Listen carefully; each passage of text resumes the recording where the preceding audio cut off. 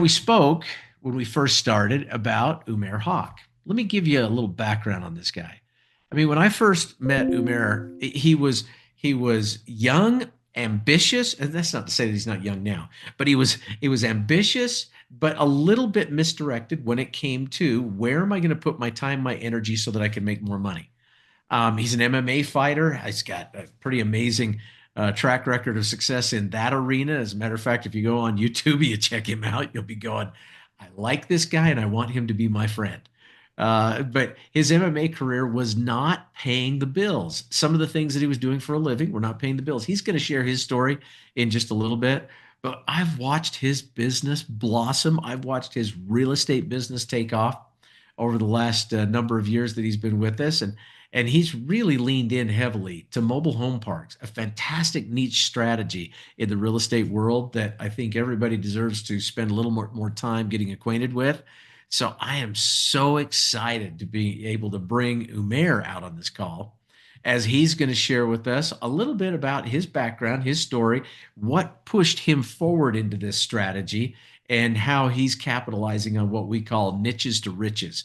So, Umair, thanks for joining us, my friend. I got to tell you, it's absolutely fantastic to have you with us. Awesome, Bob. Thank you. As always, I love being able to.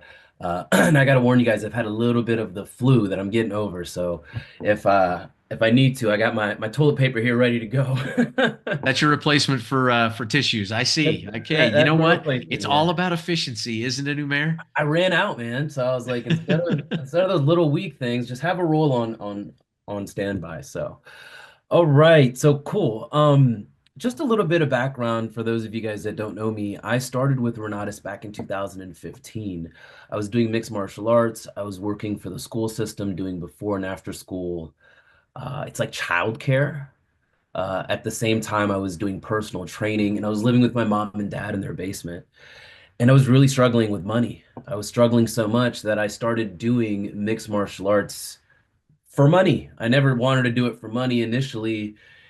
It helped me get my act together. It helped me get out of trouble. I mean, a lot of the people that I grew up with um, ended up in jail or ended up overdosing on drugs. And so martial arts really saved my life at when the time was needed. And then it's just crazy because as I needed a transition, God or the higher power, whatever you guys recognize it as, brought Renatus into my life. And the first 3 or 4 years, I was doing, I've done the wholesaling, I've done the fix and flip, I've done the Airbnb arbitrage, I've done the creative acquisitions and lease options, and I've kind of experimented with a little bit of everything.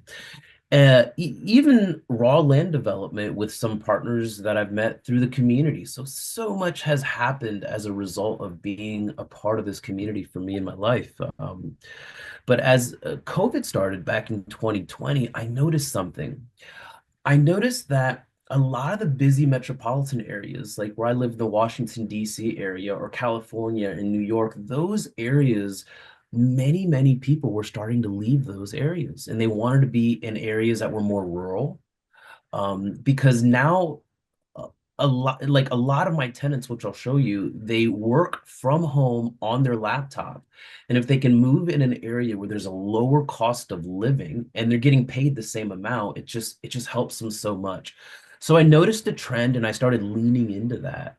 And I bought my first small mobile home park, is 8 unit mobile home park back in 2020.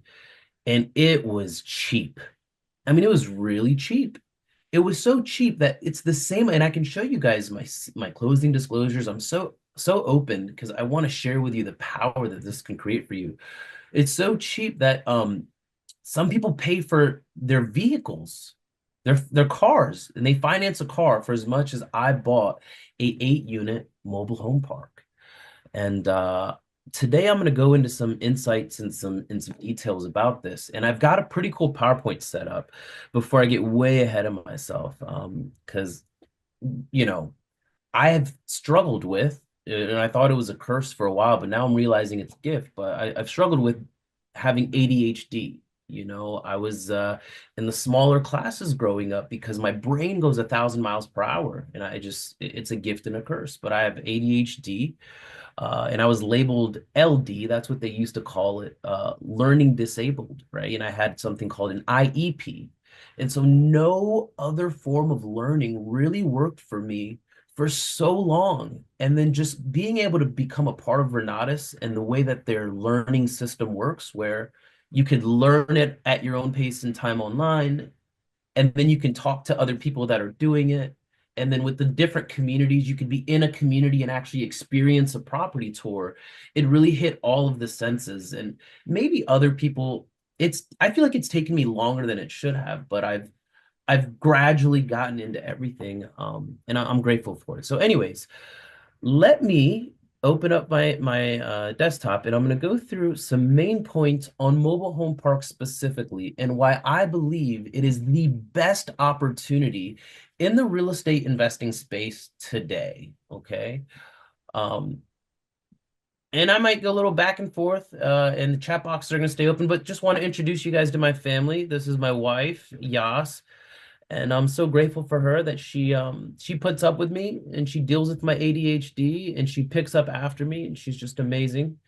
Um, so as Bob said, I had a little bit of MMA experience, and that's what I was doing for a living. And my real why I got into this whole real estate investing space is my daughter. That's my baby, Sophia. And I love my family a ton, and they're the reason why I'm a real estate investor today. So why mobile home parks? Let's talk about this, guys. They are the solution to affordable housing. And affordable housing, it is affordable housing, but one of the bonuses is it's not regulated by HUD. Okay, it's not regulated, so you don't have to go through a lot of the what do you call it? Like a lot of the regulations and stuff when it comes to Section 8 or tax credits. Okay, and it is considered affordable housing. The demand for affordable housing is at an all-time high, guys, while supply is very, very low. So I feel like mobile homes could be the solution for what's happening in America right now. The other thing about mobile home parks and mobile homes that I don't think I wrote down here is that with mobile homes and mobile home parks, I lost my train of thought. There it went. It'll come back to me. It'll come back to me. But the demand for affordable housing is high and the supply is very, very low. Many cannot afford to buy traditional stick-built houses, right? So I looked it up. The average house in 2024, guys, across the board is $400,000. And so if you're graduating and you just got your first job, it's just not feasible to get into your first home.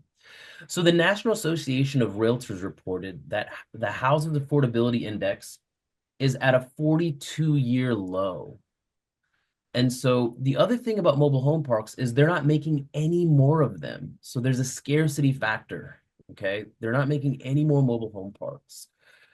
And just as a real estate investor in general, why I decided to become an investor in the beginning is, guys, we're providing one of the four basic human needs. And those four basic human needs are food, water, air, and shelter. Okay. So we're going to need this. And I'm going to show you as I go through one of my parks how you could buy a mobile home park and you can create multiple streams of income on just one purchase. So really low barrier to entry and very high upside as you start learning the ins and outs of this niche business. So the other thing is, guys, when markets crash, like when real estate markets crash, you got to understand this. The first market to really take a hit are the luxury markets, right? And so if you live, for example, in an A-class apartment building, maybe you lose your job, right? So you'll go from an A-class apartment building and you may downgrade to a B-class apartment building. And the Bs will downgrade to a C-class apartment building. But when you own mobile home parks, you get stable cash flow regardless of market cycles, because our mobile home parks tend to have individuals who work in human needs aspects. Like we have a lot of nurses, or we have people who work at your Walmarts and gas stations and things of that nature. So, in fact, in 2020, as the market shifted and things were happening and there was a lot of turbulence, mobile home parks occupancy grew. And I'll have to find the article where I read that at. So this is another interesting thing that you want to understand about mobile home parks. So with mobile home parks, there are what we have tenant-owned homes and we have park-owned homes. Out of the tenant-owned homes, we experience about a 5% annual turnover. Why is that? Because guys, if the tenant owns the home and they want to leave the park, it typically costs 3 to 4 grand to pick up the mobile home and move it, right? So the annual turnover is very, very low, which is good for park owners like me. All right. Now, if you have a park-owned home, still the tenant turnover is about 25%. And when I looked it up, in comparison to apartments, most apartment buildings have about a 50% annual turnover rate. And so as I started looking at the numbers, I was like, wow, I wonder why more people aren't into mobile home parks.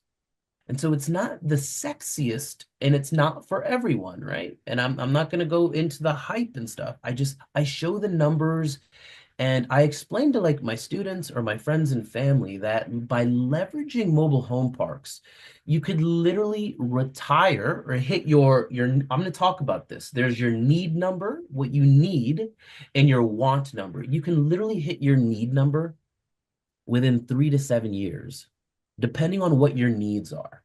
Me and my family, we've hit our need number. Like, and what that means is all of our expenses are paid for before we get out of bed with our passive income from our mobile home park business. And so I'm so grateful to be able to share with others how they can duplicate that same process. So I want to talk a little bit about this. NJ, please slow me down or speed me up because I have so much content. And I know I have a little bit of time.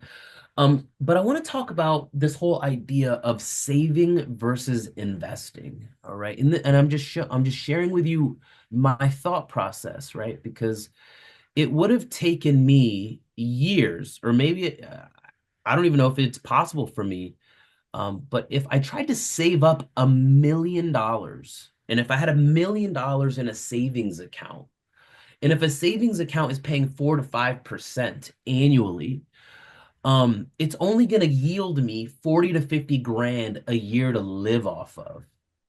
And this, it's too difficult to save your way to freedom. Okay.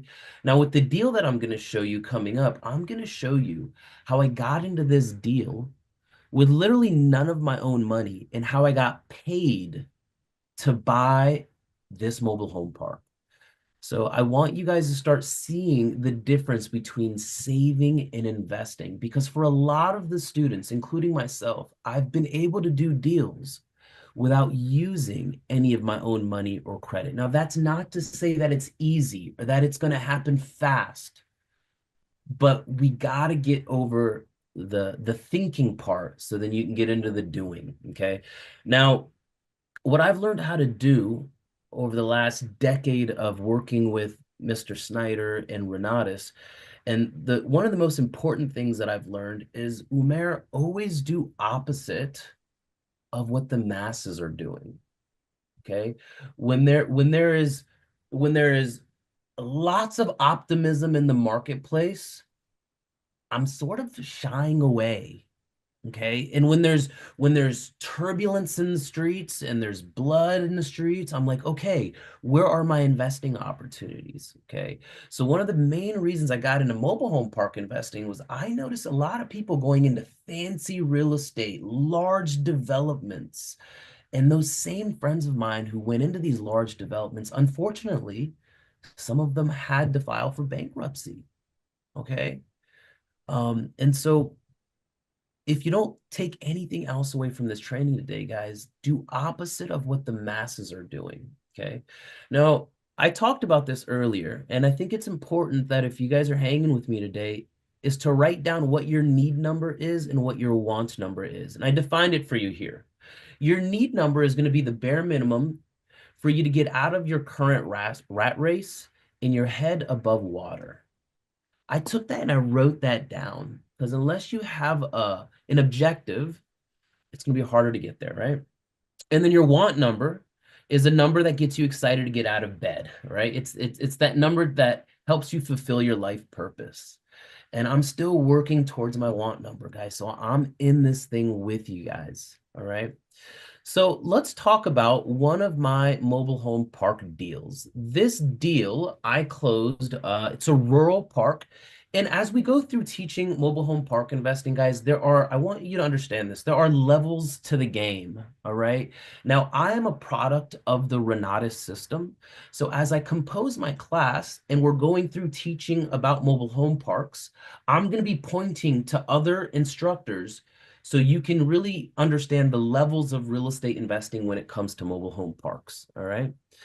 Now, with that being said, this deal was closed in July of 22. And so it's a total of 2 mobile home parks, and the owner is an older guy retiring. This is him here. God bless his soul. Great guy. He sold me 2 mobile home parks and 1 single family home. Okay. And he just threw that in with the park, and I'll show you guys what I did with it. So this is one of the mobile home parks here, and it's in rural South Carolina. And who says you can't make money in rural areas? In fact, I've made the most money in rural areas. There's barely any competition, and there's a ton of upside. Okay. Just right. And this is the other mobile home park. And I've added a lot of systems and processes, and I'm using technology to scale and grow these parks from 8 hours away. And it's really, really cool. I probably spend 5 hours a month, maybe, on my mobile home parks business. So these are some of the upgrades that I did to the parks after I purchased them. Because I'm 8 hours away, I added 24/7 surveillance with camera systems. I added a key drop-off and pickup terminal for when tenants come and go. Each tenant has their very own online portal, so a tenant portal for communications. I created a Google presence, so it's easier for people to find that there are spaces to either rent or different mobile homes that are available. And I created a partnership with the local police department. And so the county and the jurisdiction is very, very grateful that I've come and started pouring money to the area. Because over the last few years, I've been attracting better people, which then goes and gives back to the tax revenue. And overall, it helps for the greater good. And then I also have installed new roads into the parks. So this is just an aerial view of one of the parks before I bought it. And I want to show you guys the numbers here. So it's a total of 14 lots, okay? And at the time that I bought this rundown, raggedy old thing, they were charging $200 per lot. Okay, so $2,000 of income every single month.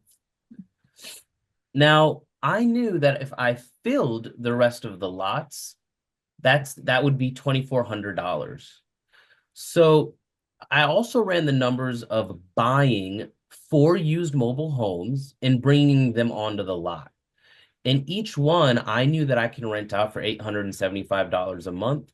So it's about $3,500 a month. So this is right as I'm buying it, okay, one of the parks.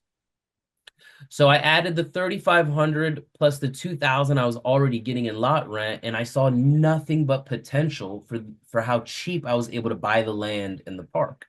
So I was like, wow, that's a good sizable amount of income. So the other park here on the other plot of land was a total of 12 lots. And at the time of purchase, there was 6 active, and it was producing $200 a month in just lot rent, okay? So I knew that the total, if I filled all the lots and just charged lot rent to other owners, if I did some marketing, I could bring in another $2,400. So the total potential buying mobile homes and renting mobile homes on the remaining lots at $875 times 6 Okay. So that's 5,250 plus 1,200. So 6,450 bucks. And the more I looked into this, I was like, I was wondering why other people weren't just jumping on this.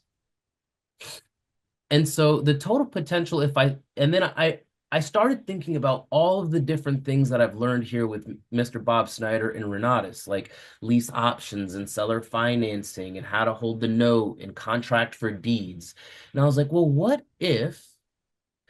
would the potential be if I sold each mobile home on seller financing? And I'm just going to give you guys a glimpse. And some of these numbers, they might blow your mind.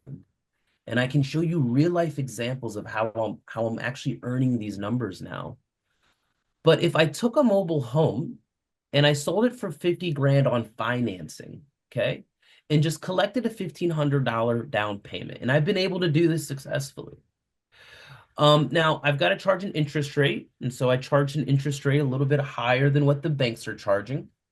And if I did a 30-year note, um, on each mobile home, I'd be earning, $140,000. And that's over time, right? And we've got to keep in mind what we call the time value of money because money devalues over time.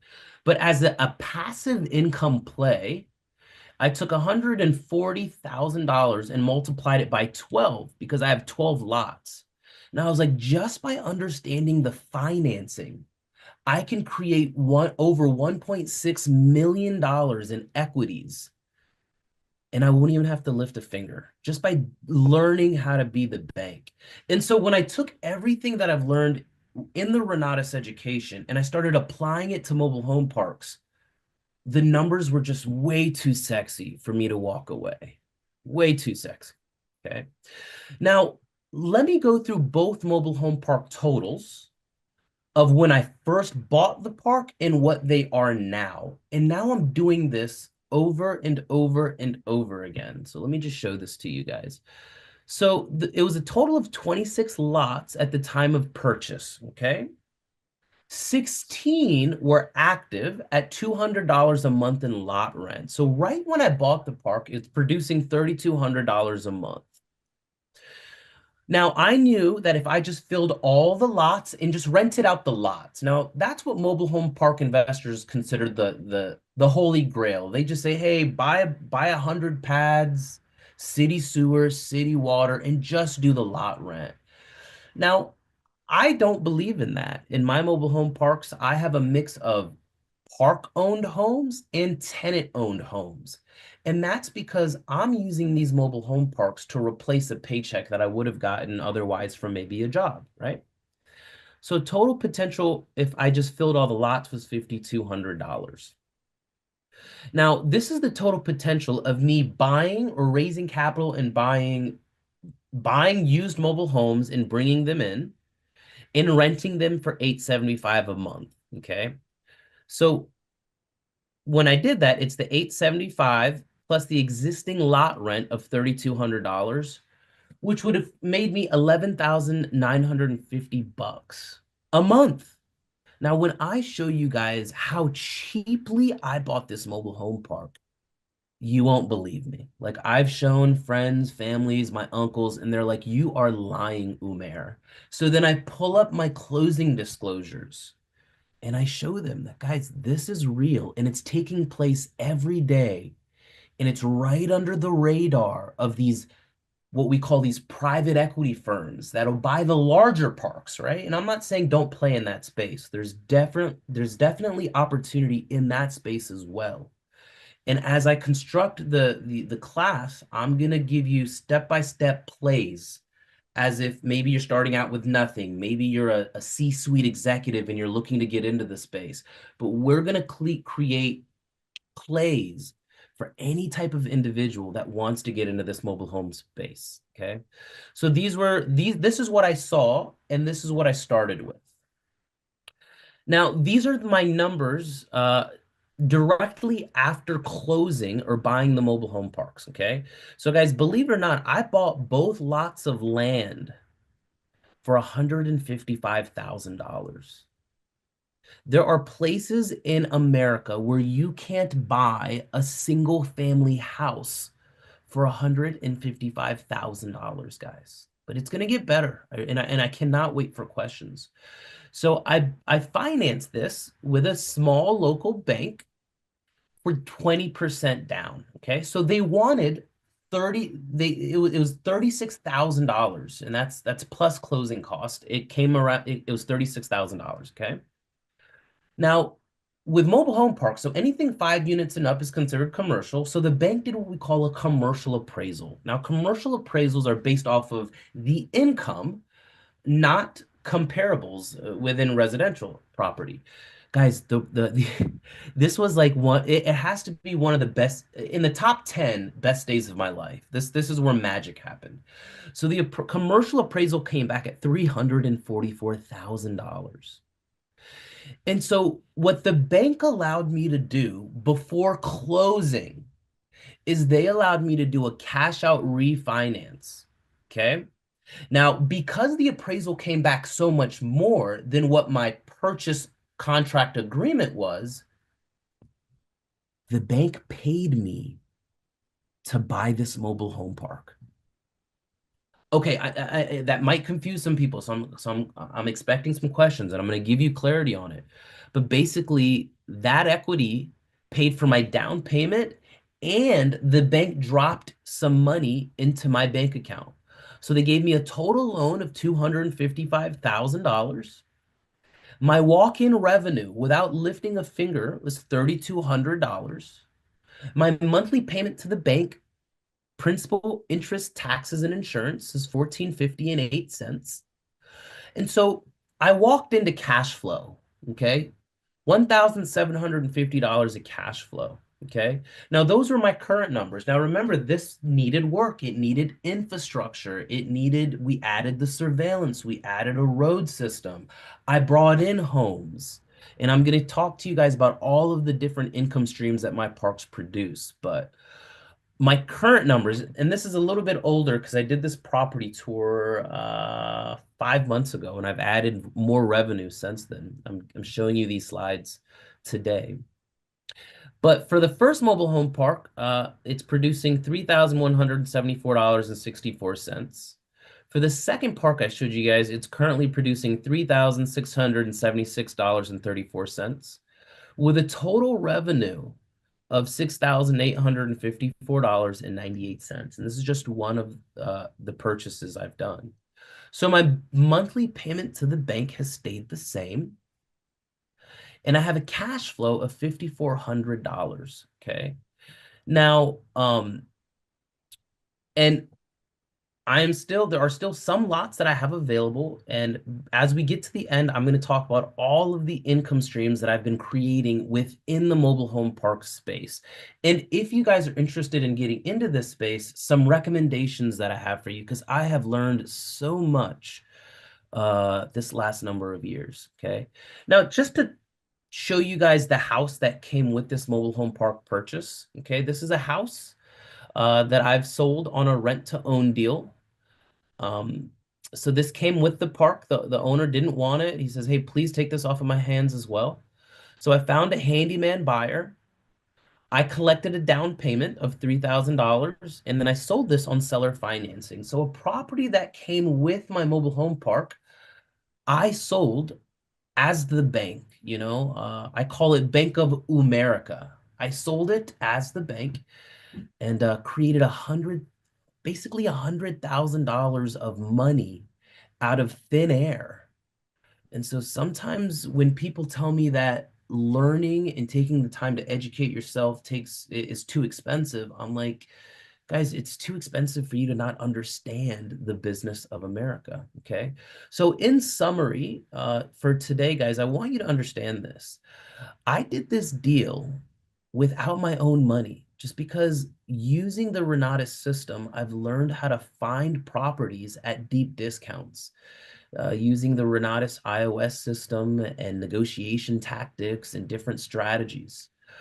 I've learned to provide value to areas that were getting neglected otherwise. Like a lot of the tenants there, a lot of the people there really love me, and I love them. because I'm helping them get a better quality of living for their kids and the neighborhoods. I've created cash flow and wealth on day one. So it wasn't a guessing game. It was very calculated. And then I've created money in order for me to buy my next deal and my next deal and my next deal. And so as you guys embark on this journey of getting into real estate investing in mobile home parks, um, these are the type of things that you really want to understand. This team is what you want to have on your side so you can navigate the ins and outs of investing. So, how am I doing on time, Jay? I think you're doing fantastic, and it's pretty fun watching all of the comments come in because people are pretty excited about the strategy that you're showing them, especially when you're like, "Hey, by the way, the bank paid me to buy this."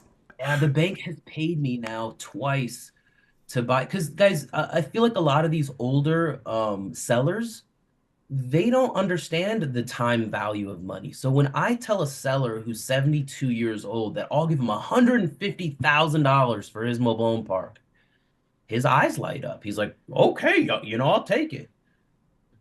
Because it doesn't register for them sometimes. And it's not that it's good or bad, but I'm like, okay, that's great, right? So cool. I Awesome. think it's fantastic. Now, I know Jay's got some questions for you, but I just wanted to highlight a couple different things, Umair, because this is the reason why. I mean, when you mentioned this, you talked about the institutional buyers, right? And how Yeah. there's a niche, that is below that that allows you to go in and capitalize on deals like this. And there are. I mean, today, knowing that we were going to go into this call, I thought, I'll do a little research. Just here in the state of Utah, where I live, there's 248 mobile home parks in the state of Utah. I had no idea, right?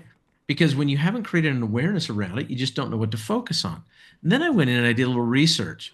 Sam Zell, who is like the undisputed real estate champion of the country, he's got a real estate investment trust. They own 158,000 mobile home park pads.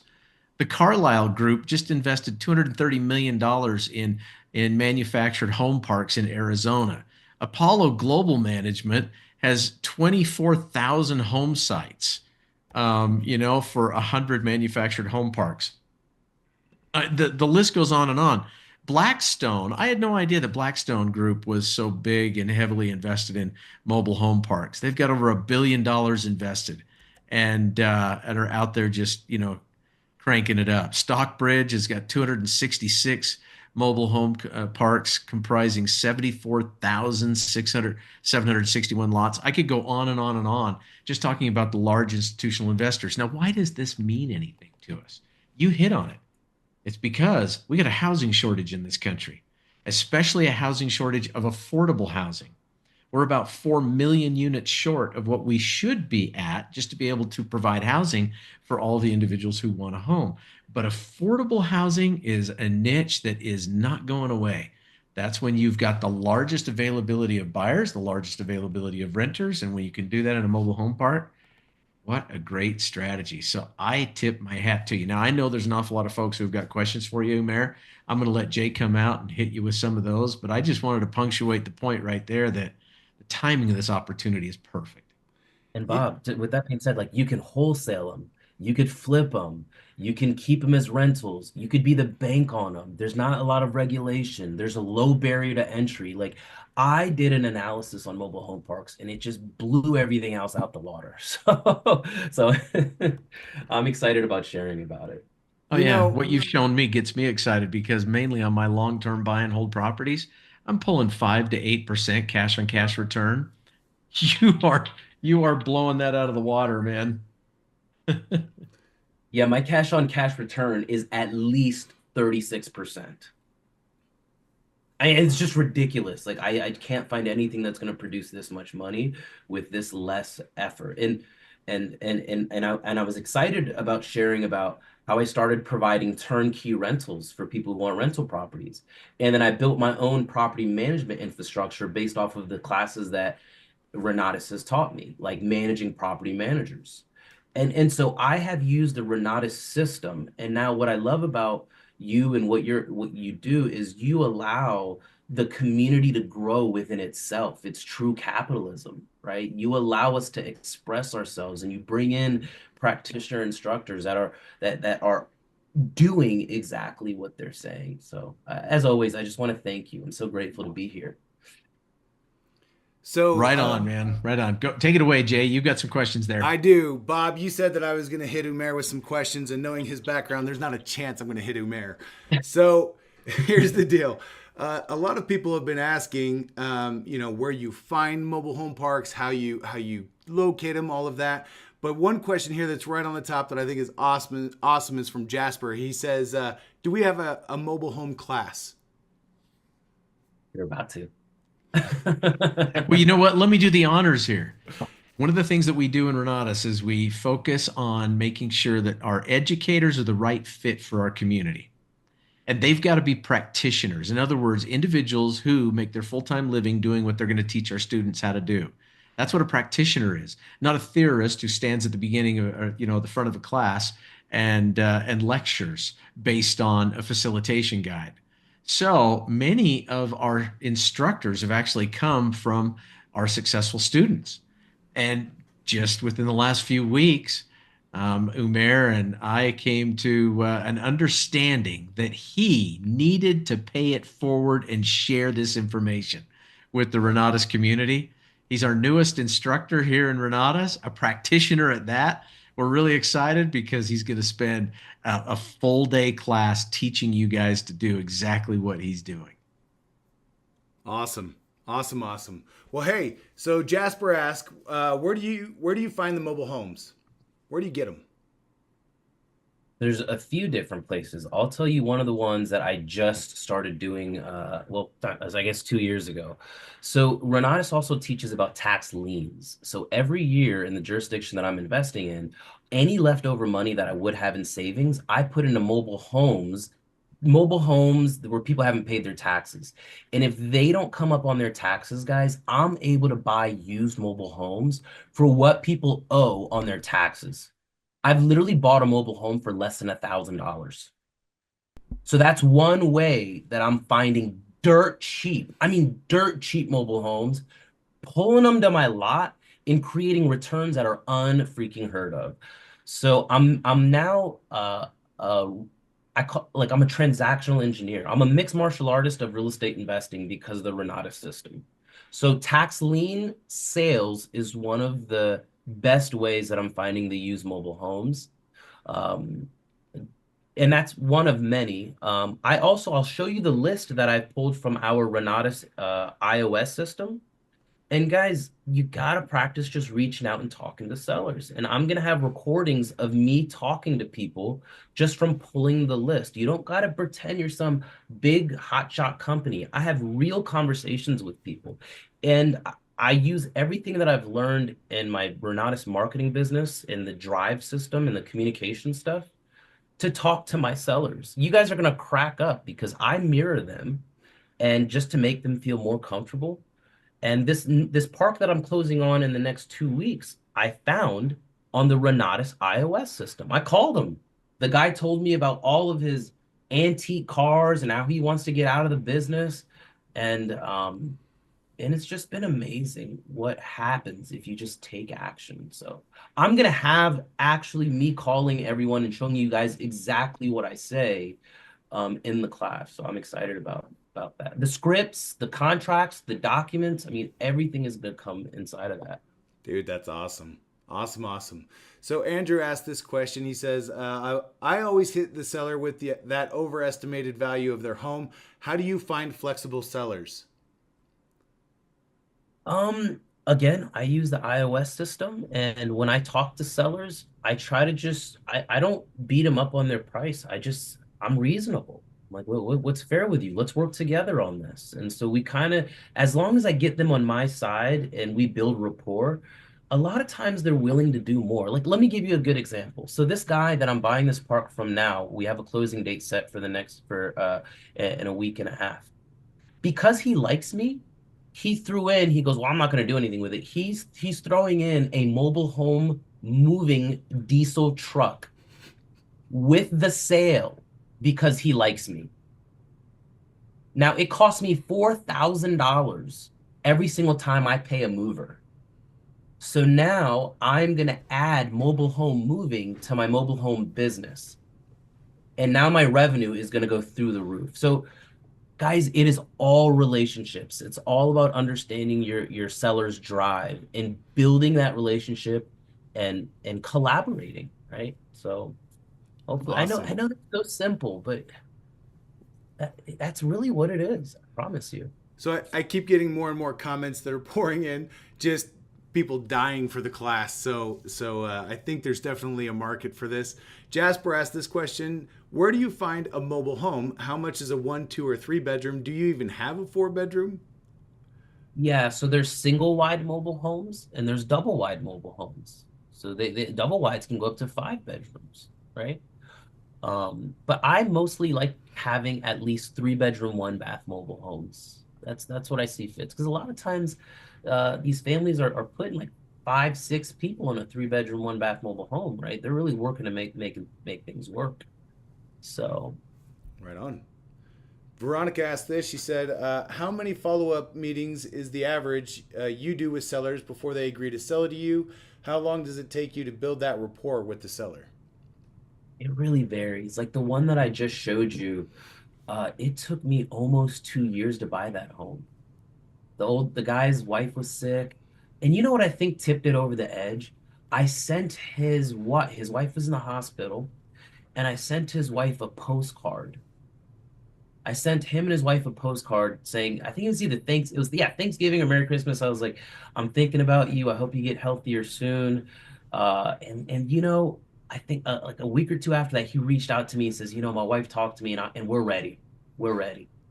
And I said, okay. Yes, sir. How can I help? And because he was a strong man, right? He had that identity. So I gave all the control to him. Sometimes giving away control is gaining control, right? It's like the stuff you learn in karate and martial arts. So everything relates, guys. That's awesome. Bob, I know that you have a number of questions, and I would love for you to take the last couple of minutes with Umair. Oh my goodness. You know what? I love the whole idea here. Now, let's talk about this. I mean, trailer parks often serve as affordable living. Obviously, that's one of the niches that we want to kind of lean into here. How do you balance profitability with providing affordable living? Is it just because you can buy the land so cheap and because you can get the homes at a huge discount? How do I provide? Well, it's already profitable because I get them so cheap, right? And so Mhm. that's like the beauty of it. But even if I have to pay a little bit more, as long as a buyer is willing to buy and a seller's willing to sell, it's a deal. So it's just the art of deal making. Okay.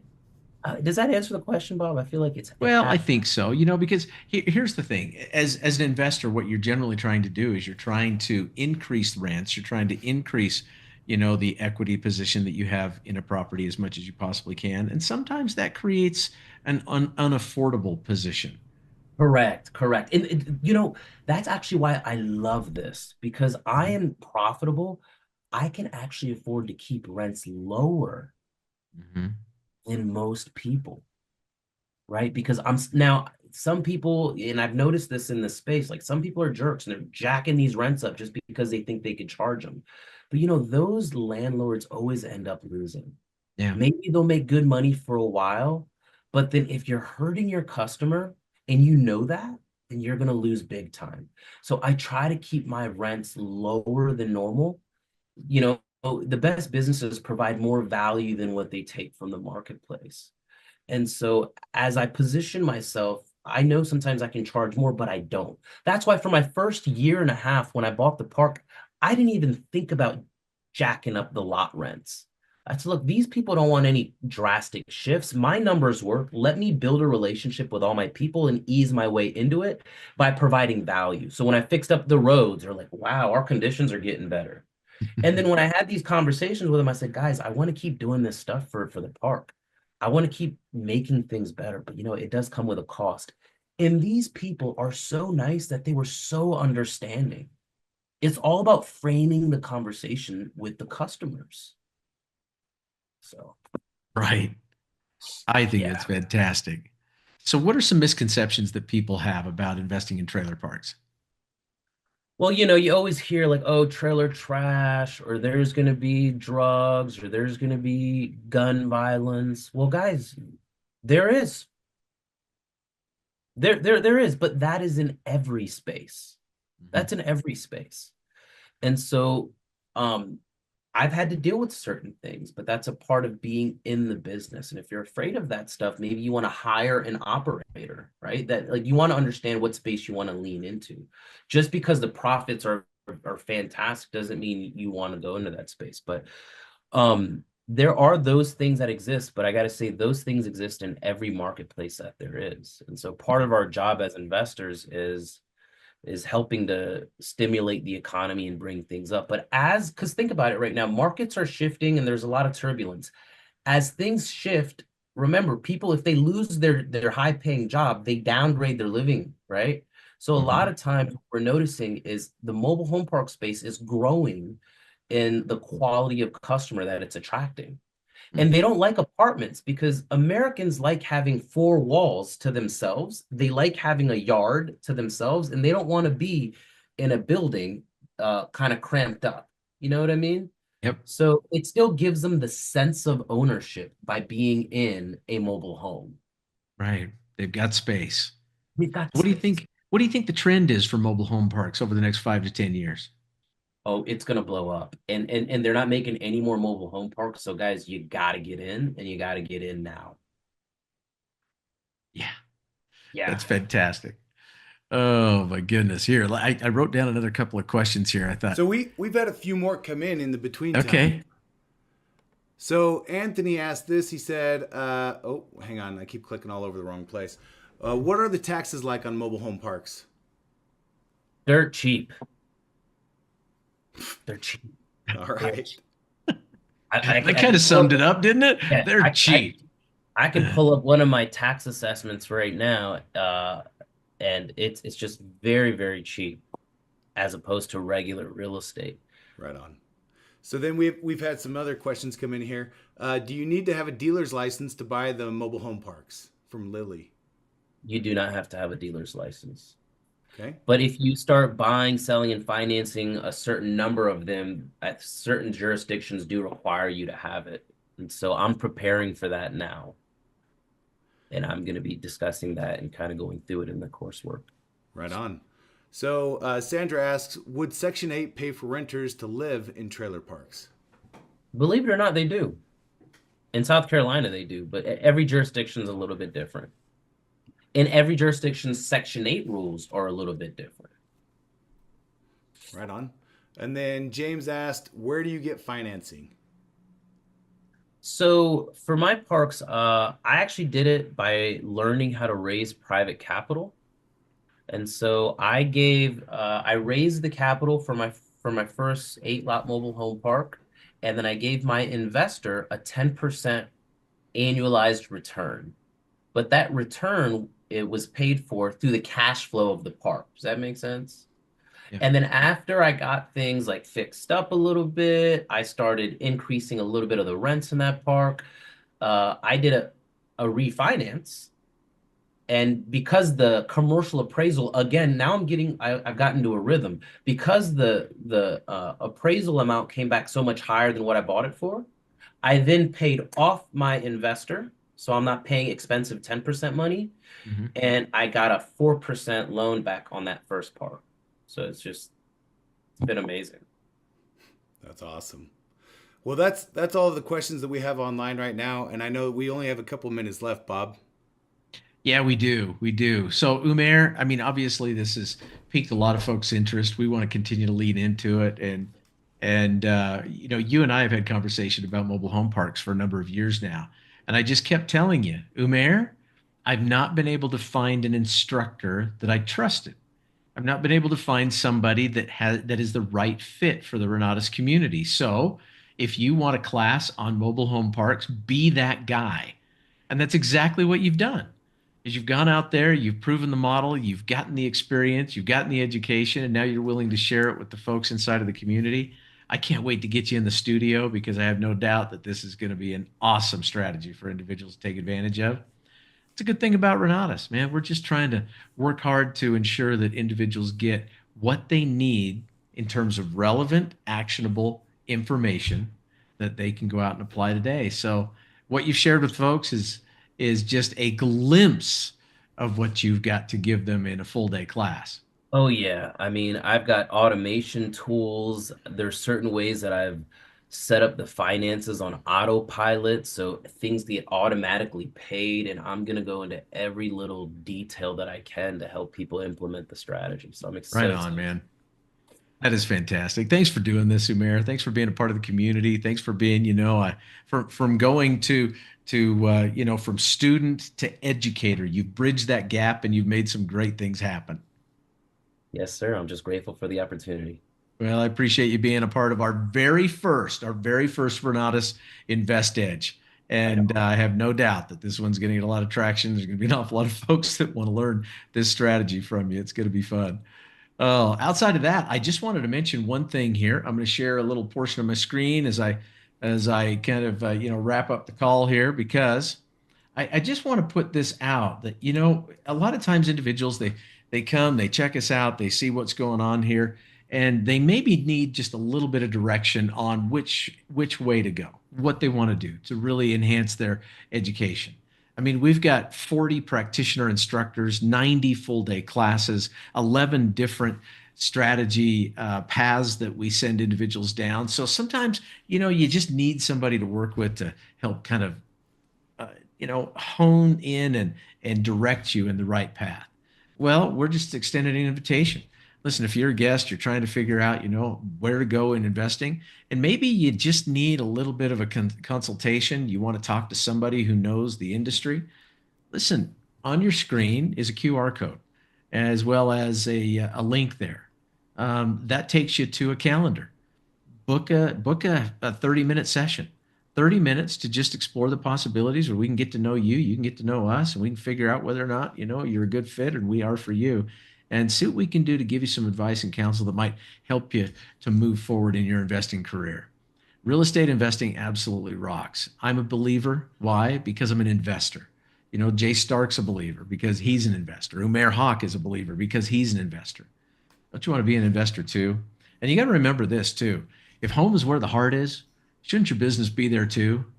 Man, I appreciate you being with us on our very first edition of the Renatus Invest Edge. We're going to do this every single Monday afternoon at 4 o'clock. We're going to stream it over YouTube and capture that so that you guys get to enjoy the benefits of that discussion.